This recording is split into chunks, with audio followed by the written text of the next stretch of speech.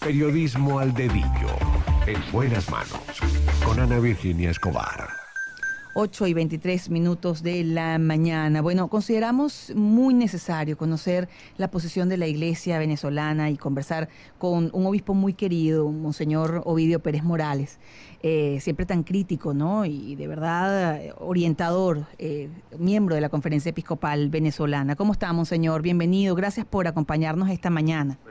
Buenos días, un saludo para ti y para toda la audiencia, que Dios te bendiga y los bendiga a todos y nos bendiga a todos. Amén. Y junto a nosotros a todos los venezolanos. Amén. Fíjese, Monseñor, la Conferencia Episcopal ha emitido varios comunicados, el último exigiendo el respeto a los derechos, al derecho a manifestar, a la protesta cívica, pacífica, no es un delito, es un derecho, y así comienza este comunicado. Sin embargo, cada día vemos que la represión aumenta, va en aumento, ya no solamente con personas que están manifestando, sino también contra gente que está en su propia casa. Vimos ayer, por ejemplo, lo que ocurrió vamos a poner solamente un ejemplo, en El Paraíso. Se han incendiado apartamentos, han quemado carros, con una hazaña contra edificios que uno no entiende qué es lo que sucede. Luego vemos que gente que está en su residencia le abren boquetes en los estacionamientos y entran delincuentes a robar al lado de la Guardia Nacional. Vemos campeando, por ejemplo, en el Llanito, hombres armados con cuchillos, con los rostros descubiertos, campeando a sus anchas, y no pasa nada. ¿Qué nos puede decir sobre esto, Monseñor? Porque cada día que pasa tenemos una situación distinta y cada vez más grave en el país.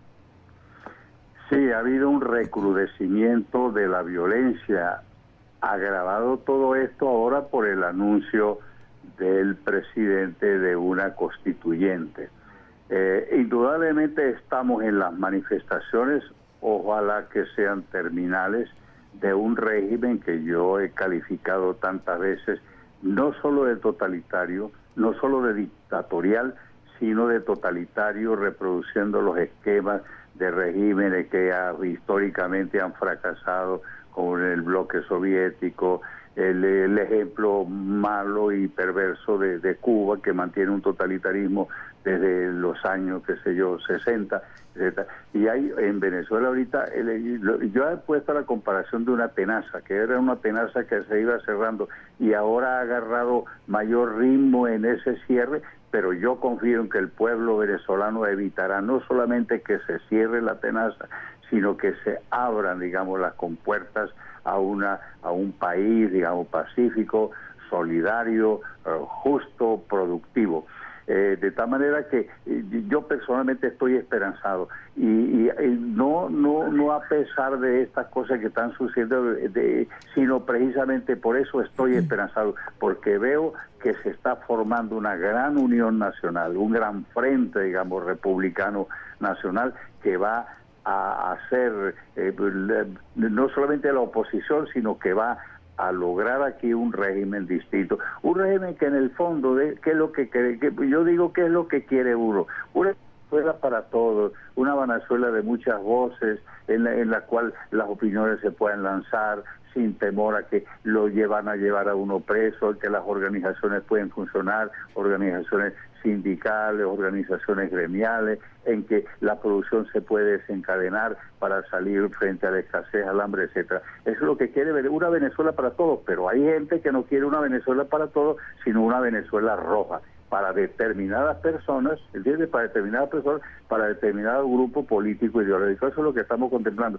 Y ahorita eso, pues están tratando de apretar y cerrar completamente la amenaza, y eso nosotros tenemos que hacer todo el esfuerzo por impedirlo, porque sería llevar este país a un régimen inicuo, digamos, de una sola voz, una sola manera de pensar, una sola opinión, una sola agrupación, etcétera, pero eso, con el favor de Dios, vamos nosotros a impedirlo. Usted mencionó al comienzo de la conversación la propuesta, el anuncio, mejor dicho, de la constituyente por parte del presidente. Hasta ahora la Conferencia Episcopal no se ha pronunciado, pero ¿cuál es su posición, Monseñor? ¿Por qué cree que el presidente hace este anuncio y hacia dónde nos puede llevar?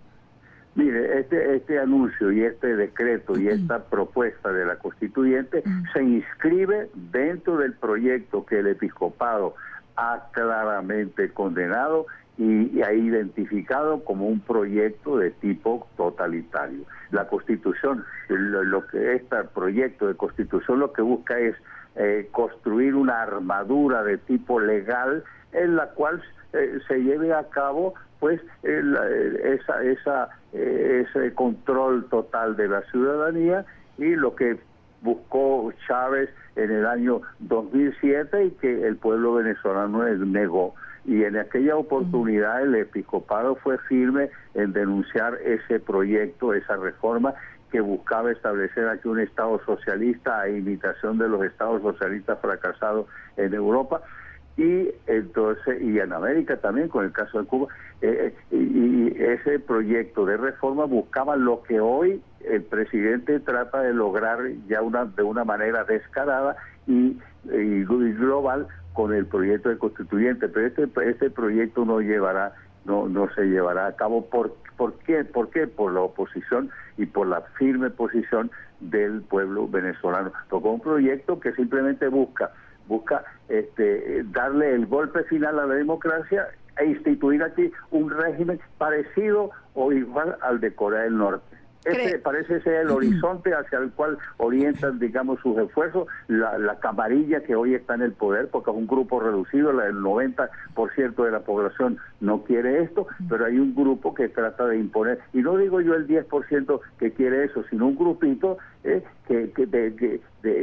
ideólogos que tratan de meter a Venezuela en esa horma. Y hay otra gente que puede, por algunos, digamos, por convicción, otros por presión, que apoyan al régimen, pero es una minoría del país. Y fíjense una cosa, una constitución viene siendo el pacto social de una nación para su vida y su funcionamiento político. Es un pacto social que tiene que brotar, que sea del máximo consenso de la población. Una constitución no es un reglamento que se puede quitar y poner, ni aún una ley que se puede reformar.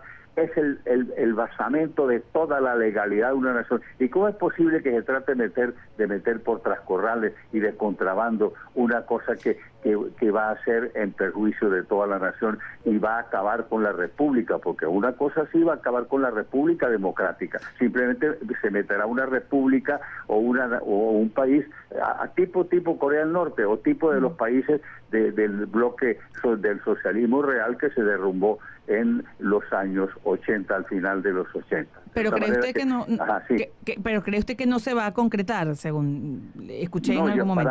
Para mí esto no se va a concretar porque el pueblo venezolano no lo va a permitir. El pueblo venezolano no lo va a permitir, porque esto ya es cortar toda la la republicabilidad, digamos, del país, desde el punto de vista moral esto es inmoral. Pretender que toda una población tenga una sola manera de pensar, una sola manera de asociarse, una sola manera, un solo color, una sola voz, una sola comunicación social, eso no puede permitirlo el pueblo venezolano. Y ahorita hay que hacer todo el esfuerzo, porque si dejamos pasar se atornilla toda esta dictadura y este totalitarismo en el país por no sé cuánto tiempo. Sí, pero por eso es necesario un gran movimiento nacional, y esto lo estimo yo, un deber no solamente cívico, sino un deber moral y un deber religioso, porque Dios nos hizo a nosotros libres, nos hizo responsables, no para vivir como esclavos, sino para vivir como gente humana, como seres racionales, como seres de sentimientos, de libertad, eso. Dios nos creó para vivir en una comunidad libre y no en una comunidad de esclavos, simplemente, no para ser dominados, sino para servir los unos a los otros. Naturalmente se necesitan gobiernos, pero gobiernos que respondan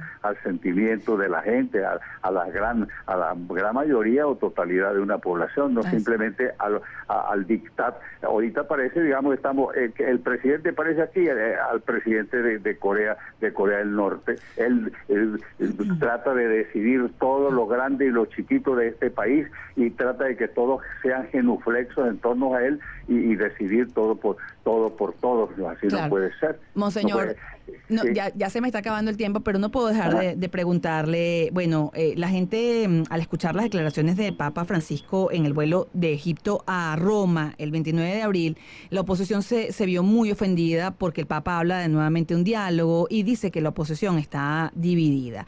El arzobispo de Caracas emitió ayer una declaración diciendo que era una reacción injusta, desconsiderada contra el Papa.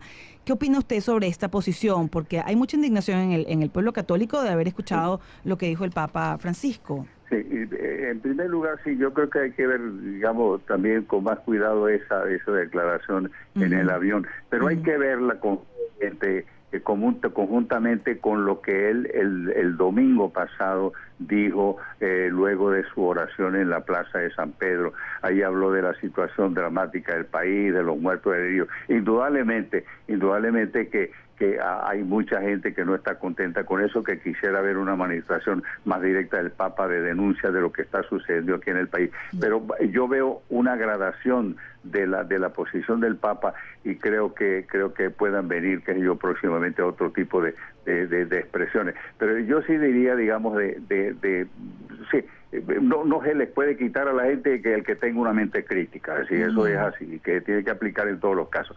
Pero yo diría de no distraer tampoco mucho la atención con lo del Papa, porque puede muchos esfuerzos y muchas energías, digamos, irse por ahí y no por el objetivo principal que hemos de fijarnos nosotros en este momento, que es el trabajo y la lucha por abrir compuertas a una Venezuela democrática, pluralista, productiva, fraterna, solidaria, frente a este proyecto que es ello inicuo y totalitario y destructor que está ahorita tratando de consolidarse con una así llamada constitución, que entre paréntesis, lo que decía el Chávez de que era la mejor constitución del mundo, que era una especie que yo de majestuoso monumento legal, etcétera, ahora se la quiere reformar después que no se ha aplicado aquella, se quiere hacer un mamotreto para legitimar el Estado comunal y el Estado comunista aquí en Venezuela, pero eso no lo vamos nosotros a permitir. Bien. Monseñor, le agradezco muchísimo que nos haya atendido esta mañana. Bueno, gracias a ti y adelante, con gran coraje y gran esperanza.